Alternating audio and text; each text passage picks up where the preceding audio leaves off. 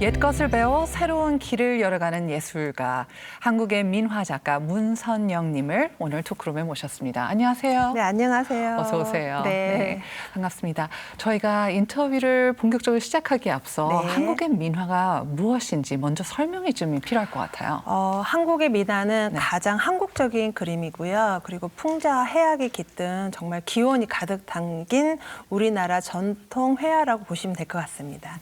그러면은 조선시대 선조들의 그 뭐 삶과 소망이 이렇게 좀 많이 담겨 있는 네네. 그림이라고 들었는데요. 네네. 그럼 구체적으로 어떠한 것들이 그림에 담겨 있나요?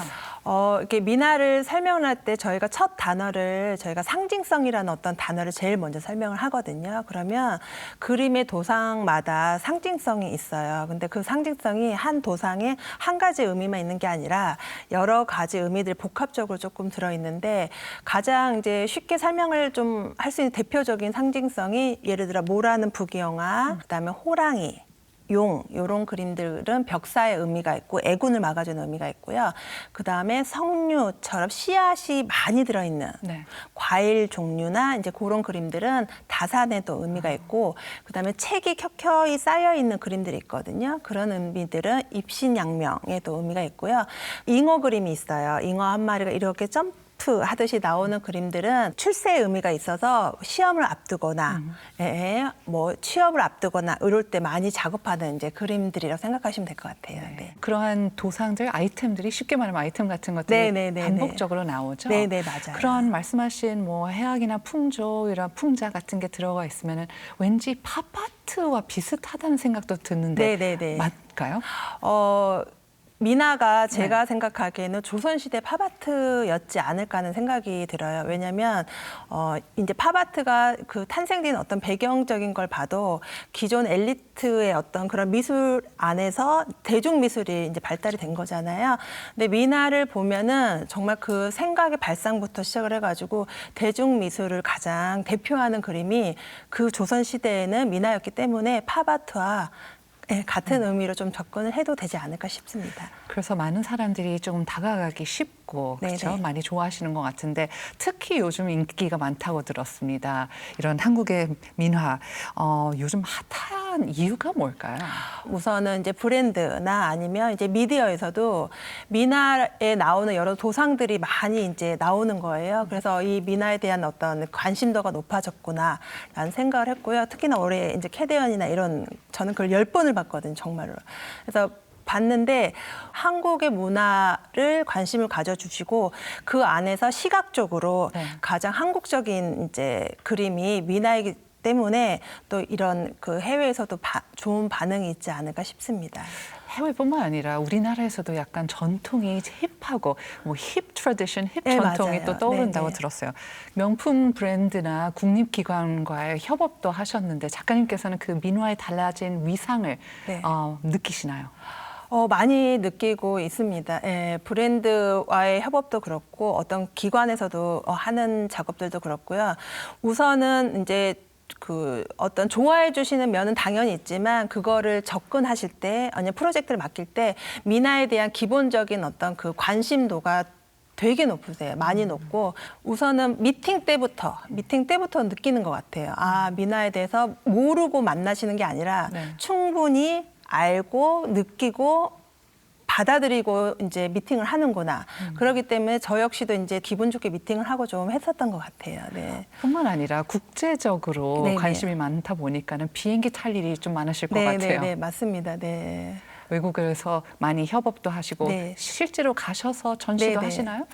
전시들도 이제 그 많은 기획자분들이 미나라는 주제로 전통회화나 아니면 이제 미나를 주제로 하는 현대미나 작가분들의 작품들을 모아서 많은 프로젝트들이나 이런 걸 하세요. 그래서 예를 들어 오스트리아 비엔나 미술사 박물관에서 전시를 이제 정명모 교수님께서 기획하셔가지고 전시를 치렀는데 그 전시 같은 경우는 너무 인기가 좋아가지고 예, 연장을 해서 거의 1년 가까이를 전시를 했고 그다음 관객 수가 정말 많았거든요.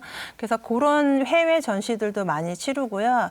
그다음에 이제 워크숍. 왜냐하면 이제 외국 어디에나 우리 그 한국인들이 동포들이 계시잖아요.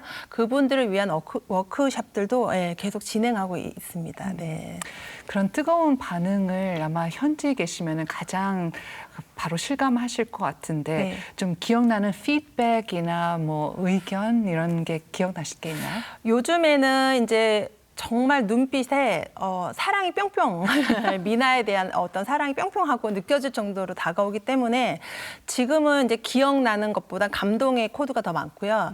오히려 기억나는 거는 미나를 처음 시작했을 때 그때 환경이었던 것 같아요. 왜냐하면 이제 처음에 너는 예를 그 하는 일이 무엇입니까?라고 보통 질문을 많이 하시잖아요. 그러면 저는 미나를 그립니다. 뭐 미나를 공부합니다. 미나 작가입니다라고 했을 때 미나가 뭐예요? 라는 질문을 좀 저는 많이 받았었어요. 그래서 지금은 뭐 아름다워요, 뭐 신선해요, 정말 감동스러워 이런 말씀들도 많이 해주시면 오히려 저는 예전에 했던 그런 말들이 저 많이 기억에 남는 것 같아요. 그러면 거꾸로 질문들도 이제 워낙 검색도 많이 네네네. 하시고 공부하고 오시니까는 이러한 질문을 받아서도 놀라웠거나 그런 경우도 있었나요? 그 한국에서 나고 자란 분들이나 이제 세대가 높으신 분들은 기본적으로 도상에 대한 의미를 알고 계세요. 뭐라는 부귀영하지 이런 기본적인 그걸 알고 있는데 아이들이나 미나에 대해 접하지 않은 세대의 아이들은 예를 들어 왜 부귀영화해? 왜 그래야 되는데요? 왜 뭐 이런 것부터 뭐 성류나 이런 것들이 다산의 의미가 있잖아요. 근데 왜 그게 좋은 거예요? 라고.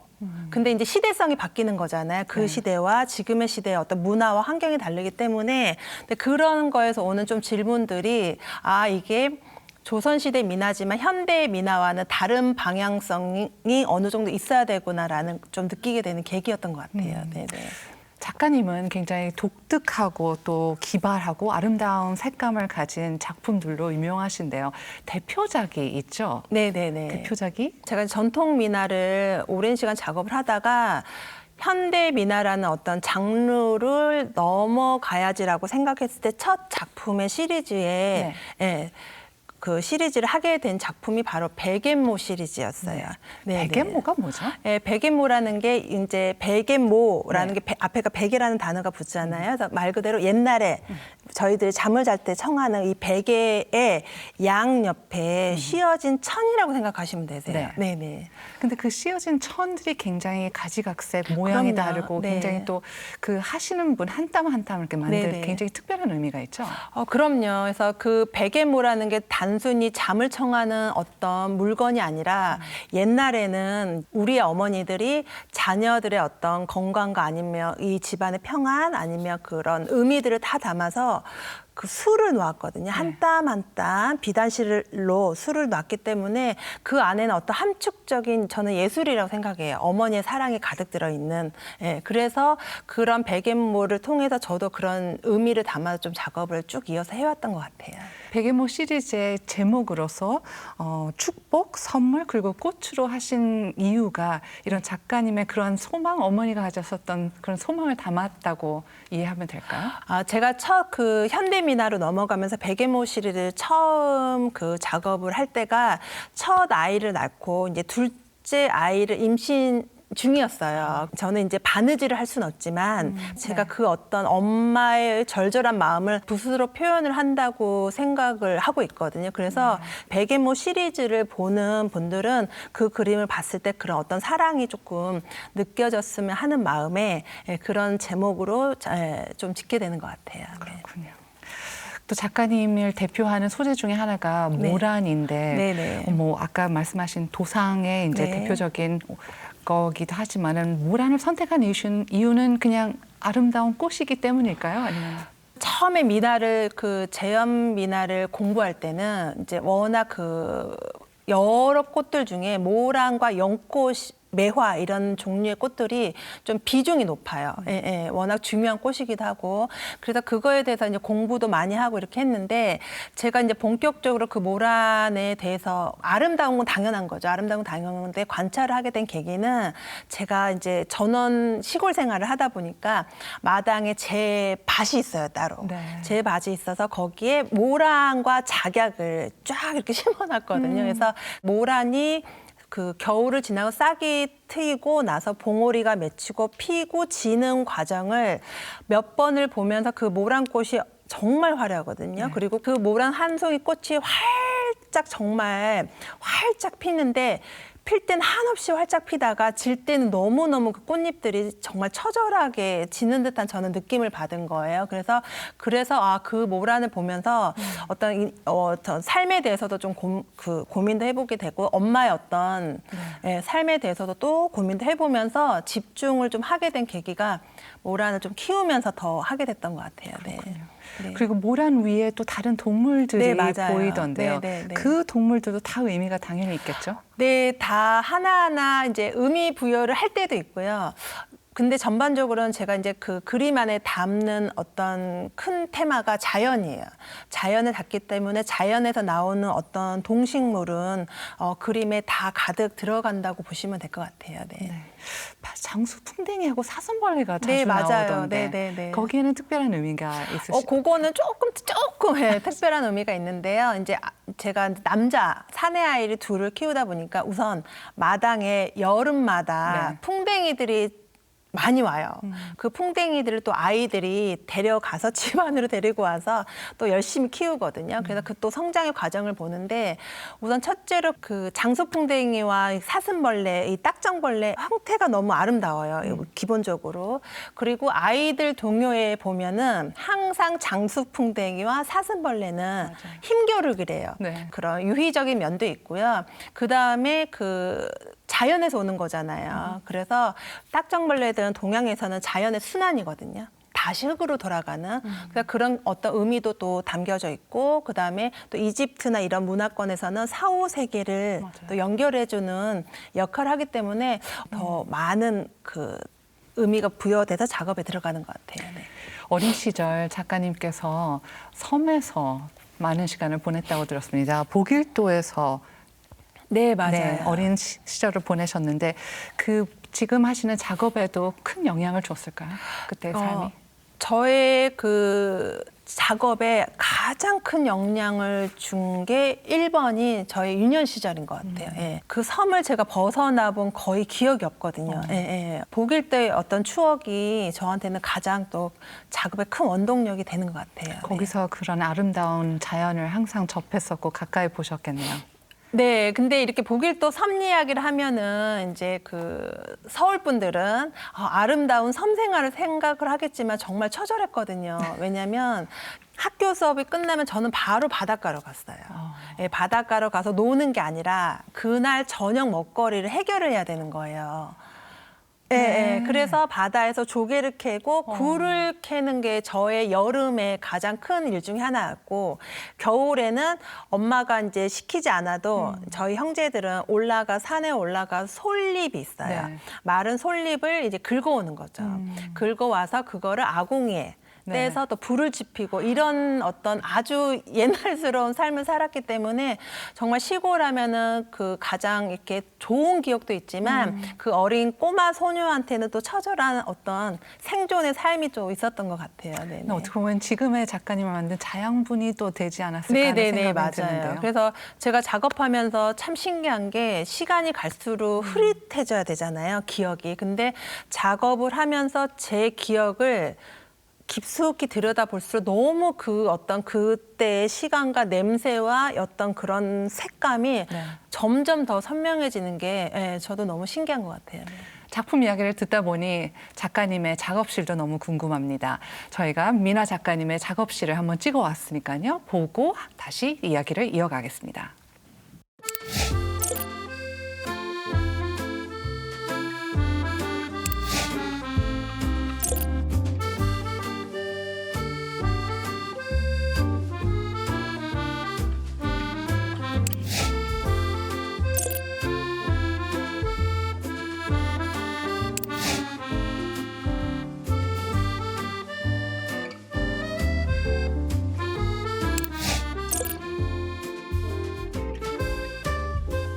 저는 전통을 너무 사랑해서요. 이렇게 자개 장들과 반다지들을 조금씩 모으고 있습니다.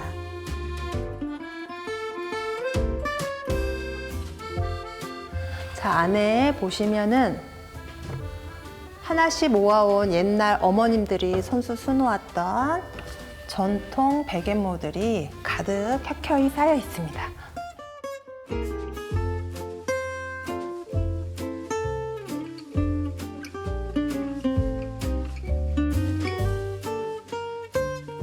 여기는 저희 아이들의 그림을 모아놓은 공간인데요. 저한테는 정말 소중한 작업에 영감을 주는 그림들입니다.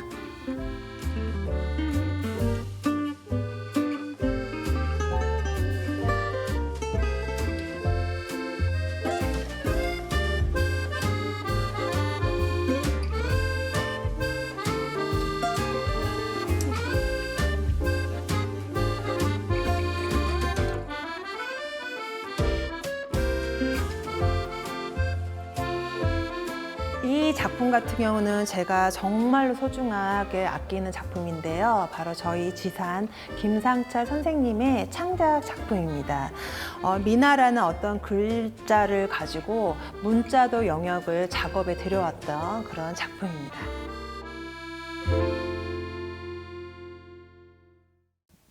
작업실이 네. 굉장히 넓고 쾌적하네요. 네. 남편분과 같이 쓰는 작업실이라고 들었는데 남편분도 그러면 혹시 민화 작가님이신가요? 네, 지금은 이제 전공은 서양화를 했는데요. 이제 서양화를 하면서 이제 지내다가 저와 결혼하면서 이제 미나적인 어떤 감성이 네. 작업에 이제 묻어나면서 지금은 미나 작가로도 현대 미나 작가로도 활동을 하고 있습니다. 아이들의 그림도 봤는데 실력이 상당한 것 같아요. 아이들도 어떻게 작가님에게 영감이 될까요? 아이들의 작품이나 아니면 아이들 자체가? 아이들이 그 큰 영감을 주죠. 아이들 그림의 어떤 드로잉적인 면이 왜 작업에 또 들어오냐고 많이 물어보시거든요. 네. 근데 제가 그 어린 시절에 제가 한풀이라고 농담으로 얘기를 해요. 왜냐하면 이제 어린 시절에 아이다운 놀이를 자연에서 꽃잎 따고 뭐 이렇게 이런 놀이는 했지만 네. 정말 그냥 아이다운 놀이를 제가 많이 못했다고 생각을 했나 봐요. 그래서 그 아이의 그림이 작업에 들어오면 그런 한풀이, 그 섬소녀의 한풀이를 하기 때문에 그 아이의 작업은 아이들의 드로잉은 저한테 큰 영감을 주고 있습니다. 작가님의 팬들 중에서는 작가님 작품을 보면서 어떠한 게 작가님이 그리셨는지 어떤 게 또 아이들이 그렸는지 그걸 알아내는 것도 재미있다고 들었습니다. 네, 맞아요. 제가 이제 아직 많이 부족하다 생각을 하거든요. 근데 그 부족한 많은 것 중에 하나가 아이들의 어떤 순수한 드로잉적인 면이었던 거, 회화성 있잖아요. 네. 그래서 이제 그거를 작업에 넣기 위해서 이제 아이들이 직접 이제 서로 엄마와 이제 얘기를 하는 거거든요. 엄마는 이런 주제를 그렸어. 그래도 이런 이야기를 담을 거야. 너는 뭘 넣을 거니? 하면서 얘기를 하죠. 그러면 저희 아이들이 손에 땀을 싹 한번 닦고서는 이제 작업을 하는데 처음에는 저게 아이들 그림을 단번에 찾으세요. 네. 근데 이제 제가 시리즈가 계속 나오면 저도 자연스럽게 아이들 어떤 드로잉이 익숙해지고 제가 그걸 흉내내려다 보니까 저도 조금은 자유로워진 거예요. 네. 그래서 지금은 구분을 조금 못 하세요. 가끔 맞추실 때도 네. 있고 또 하긴 하지만 재밌네요. 그렇게 좀 하고 있는 것 같아요. 네. 어렸을 때부터 이렇게 전통을 좋아하셨다고 들었습니다. 네네. 그래서 아마 또 지금 민화 작가가 되신 것 같은데 전통이 언제부터 그렇게 좋으셨어요? 저는 지금 전통이라는 단어만 들어도 지금 약간 이렇게 쫙 하니 이렇게 올라와요. 네. 왜 그러냐면 제가 이제 민화를 쭉 이어서 할 수 있었던 첫 번째 원동력이 전통이 뿌리여서 그렇거든요. 근데 언제부터 좋았냐고 물으시면 어렸을 때 그냥 전통이 저는 그냥 무조건 좋았어요. 네. 그 어떤 예로 설명을 드리자면 아주 어렸을 때 초등학교 때 이제 TV를 보면 천하장사나 뭐 이렇게 씨름 대회를 하잖아요. 네. 명절 때. 그러면 중간중간에 항상 미녀들이 나왔어요. 예, 미녀들이 나와서 그거를 보기 위해서 그 어린 여자아이가 앉아가지고 듣고 씨름을 다 보시고. 그래서 전통은 그냥 저는 전통이란 단어나 아니면 뭐 그림이든 물건이든 저쪽에서 국악 소리가 한번 띵 하고 들리면 매번 전율이 이렇게 오를 정도로 전통을 정말 사랑하는 사람 중에 하나이지 않을까 싶어요. 네. 그게 가족에서 뭐 부모님 중에서 내려오신 게 있나요? 아니면 아니요. 전생에 뭔가 예술가가 아니셨을까요? 전생이었으면 좋겠어요. 네. 네. 그 자개장에 또 베개모가 가득했습니다. 네. 몇 개나 가지고 계세요? 한 수십 개는 되는 것 같은데요. 네, 베개모를 한꺼번에 모은 건 아니고요. 하나, 두 개씩 어떤 사연에 의해서 모으기도 하고요. 너무 예뻐서 또 이렇게 구입하기도 하는데 한 80여 개 정도를 모았던 것 같아요. 특별히 애정이 가는 게 있나요? 특별히 애정이 가는 것들도 있죠. 왜냐면 시각적으로 정말 아름다운 것도 있고 그다음에 자수 앞에 놓아진 자수가 또 제 마음에 와닿는 것들도 있어서 있는 것 같아요. 정말 아름다운 것 같아요. 이거 어머니들이 하나하나 하셨다는 생각만 네네. 해도 가슴이 뭉클하기도 하고요. 정말 또 아름답게 이렇게 전통이 내려가니까는 너무 좋네요. 작업실에서 가장 또 애정하시는 작품은 사실 본인의 작품이 아니라 남편의 네. 작품도 아니고 네. 선생님, 스승님의 맞아요. 작품이었죠. 민화를 가르쳐 주신 분인가요? 네, 맞습니다. 지산 김상철 스승님이시고요. 1세대 미나 선생님이세요. 그래서 저를 있게끔 만들어 주신 분이라고 저는 생각하고 있습니다.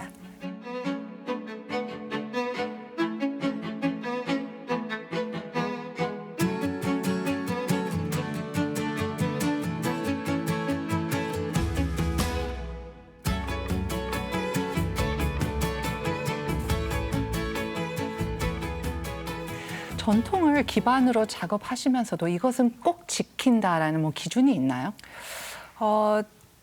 작업하면서 이제 더 시간이 지날수록 느끼는 거는 태도인 것 같아요. 전통을 대해야 되는 어떤 진정성 있는 태도, 그게 제가 지켜야 되는 거지 않을까 싶습니다. 네. 그러면 작가님께서 꼭 이루고 싶은 목표가 있으실까요? 저는 여러 목표들 중에서요, 이제 좋은 작가가 되고 싶고, 그리고 많은 어떤 민화를 알리는 전도사 역할도 하고 싶은데, 저는 제가 선한 영향력이 있는 작가였으면 좋겠어요. 왜냐하면 이제 민화가 가지고 있던 선함이 있잖아요. 그렇죠. 그 선함 안에 저의 이야기를 담아서 제 작업을 봤을 때 좋은 기운을 받아서 그 가정도 화목하게 주고 이렇게 하는 마음으로 하기 때문에 그런 목표를 갖고 좀 작업하지 않을까 싶습니다. 충분히 지금의 작가님의 작품들 봐도 벌써 그 선한 기운이 느껴집니다. 삶이 예술이라고 합니다. 선조들의 삶을 담아낸 민화처럼 자신의 모든 것을 예술로 녹여내는 문선영 작가님의 삶을 저희는 오늘 토크룸에서 잠시 들여다볼 수 있었습니다. 작가님 너무 감사하고요. 앞으로도 응원하겠습니다. 너무 감사드립니다. 감사합니다.